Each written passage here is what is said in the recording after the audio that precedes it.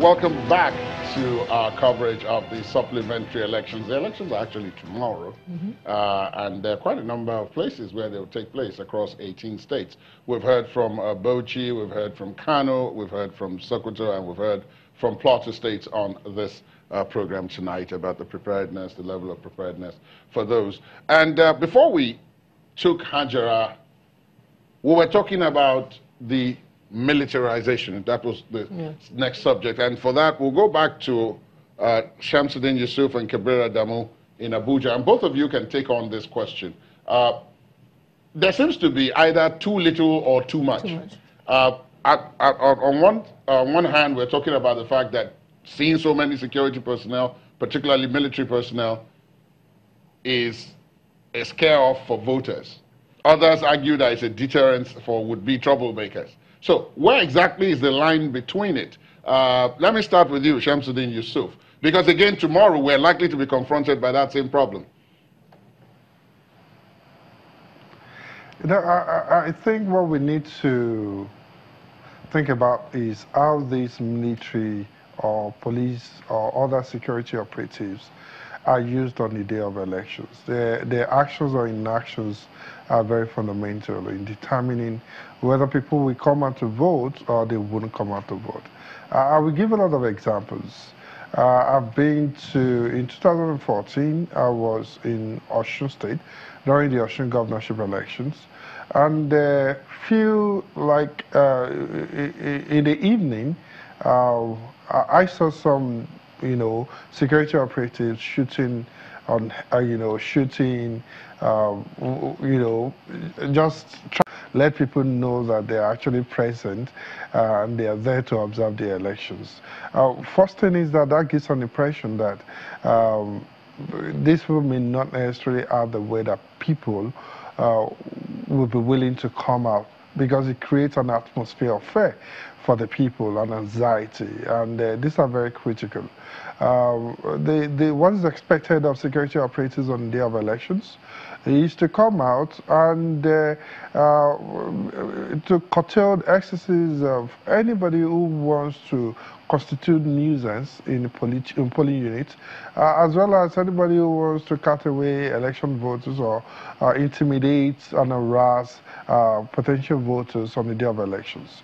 And that's the clear mandate, and that's quite detailed, stipulated in the Electoral Act. I think Section 53 of Section 59 of the Electoral Act, that actually, the word securing votes of people, that is the clear mandate of this of the security operatives. So the actions and inactions should be tailored towards ensuring that the mandate, the votes of the people are actually secured, but not to create an atmosphere of fear and to make people to decide not to come out on the day of elections. So I think, irrespective of whether, and even in the last elections, we experienced the situation whereby the military and other security operatives just,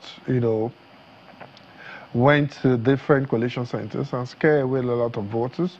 We also remember what happened in Rivers, the clash between the two security operatives, asking even the police officers to move out of the local government collation centers. This is not what the security operatives are expected to do on the day of elections. And I think everything, the action and inaction must be in line and in tandem with the stipulated law and mandate that they are supposed to, deliver on election day. So I think whether they do it positively is going to be beneficial to people coming out to vote and exercise the franchise without fear or intimidation. And if they go the other way, which is quite negative, definitely people will be scared to come out to vote. And even if they come out to vote, it will be under intimidation and harassment. Now, Kabir Adamu, you're in security, and therefore there's the question, and I know one of the two of you made reference to it earlier on when we talked about under whose control the security agencies are for the electoral process. Now, some of the laws stipulate that for operational deployment reasons and so on, they should follow INEC's lead. But many of the security agencies, as you pointed out, operate in some sort of silos, and they have their own operational and command structures from which they take instructions. So they are not actually under control of INEC. Against tomorrow, where the numbers of people involved in the electoral process are much smaller than at national levels, are we going to see, do you expect that we'll see a much neater, more effective process, possibly where those officers and men of the security agencies more or less take the lead from INEC as to what they are to do, during the course of the election? I would start by saying that leadership abhors vacuum. If you allow the situation to exist just like that, then someone somewhere would take lead. Then add to that in numbers comes more money. And therein lies the corruption challenge. Given the fact that I've operated very long within the Nigerian security industry, I know this for a fact, that sometimes numbers are being bandied just to get more money. And I say this with all sense of responsibility. So sometimes the argument on who takes charge of the electoral security management function has to do with that element, how much money comes to that particular agency. We were all here when the former IG, the immediate past IG, argued with the chairman of INEC, where I believe the president was represented by the vice president, that he had responsibility for the deployment of his men during an electoral process. Until date, there has been no clarification really from any quarters on who has that responsibility. So I agree with you that gray area is there. Tomorrow, I'm hoping to see better coordination. And what does the guideline under the existing electoral security management system say? There are 3 cycles of security deployment. The polling booth, which would have no armed personnel, then the inner perimeter that would have armed security personnel, and then the outer perimeter that would have armed security personnel. So no argument. If you have 4 police officers, which is what the INEC guideline says, the polling unit, they should not be armed.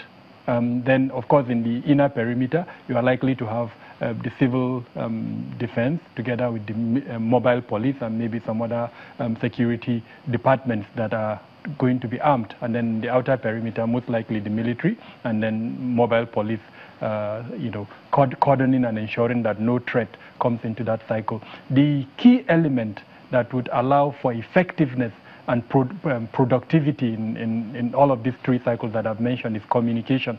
Where these 3 elements are not able to communicate, then the output is going to be 0, like we saw in the Presidential and National Assembly and governorship. We saw videos where at the polling unit you had just 1 unarmed police personnel, a lady who was being challenged, and I didn't see in that video any element of communication around her that would have allowed her to call in rapid response. Now, those who designed that system had that in mind, that yes, have unarmed security personnel at the polling unit, but they should be able to communicate effectively to allow for rapid response. So I'm hoping that tomorrow we'll see more of that. We've agreed that the numbers are more manageable, so we'll see more personnel, but all of this will be 0 if you do not have an effective coordination system that would allow them to function to protect the assets that INEC is going to roll out tomorrow.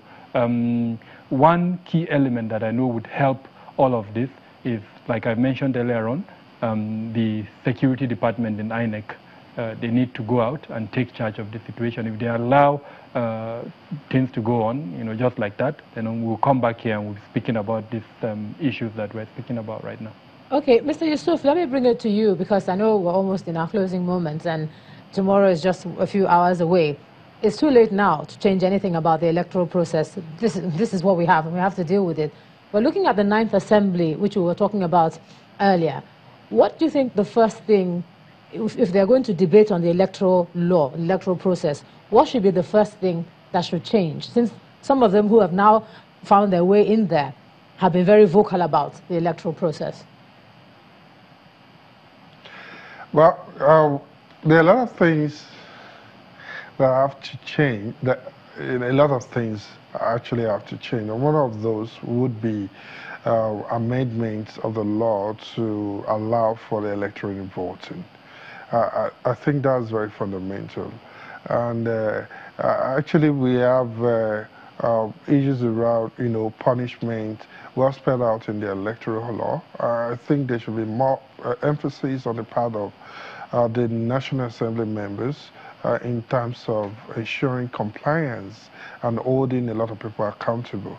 But I think with the introduction of more technology, which comes in form of application of electronic voting, that will, to a large extent, reduce the number of incidents of attacking collation centers, because ordinarily result would have been sent from different polling units to the central internet database. So I think with that will add a lot of value into protecting, promoting transparency and accountability in our electoral system.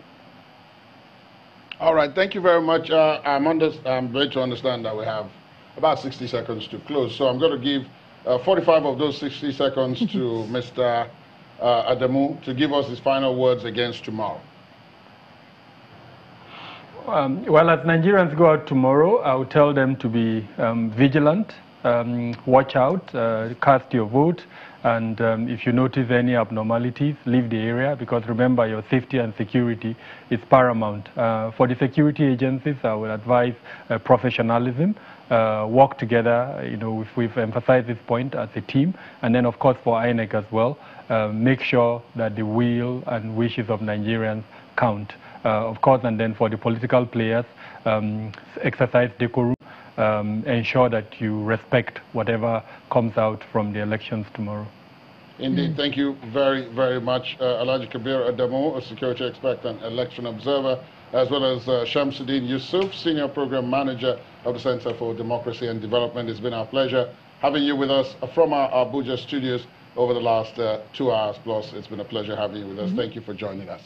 And here in Lagos, ladies and gentlemen. That's right. Say good night. It's time to say good night, but we'll be here all day tomorrow. Indeed. And, yeah. The coverage will continue, indeed, all through the elections. As you've seen, we have people on ground everywhere. So we'll be checking in with them from time to time to bring you up to speed with what's happening in tomorrow's supplementary. I believe it would be good to put it out there. We will be streaming on all platforms. And don't forget that the hashtag is hashtag 2019 elections. Yes, not the verdict, hashtag 2019 elections. That's right. Thanks a lot. Good night. Good night. Good night.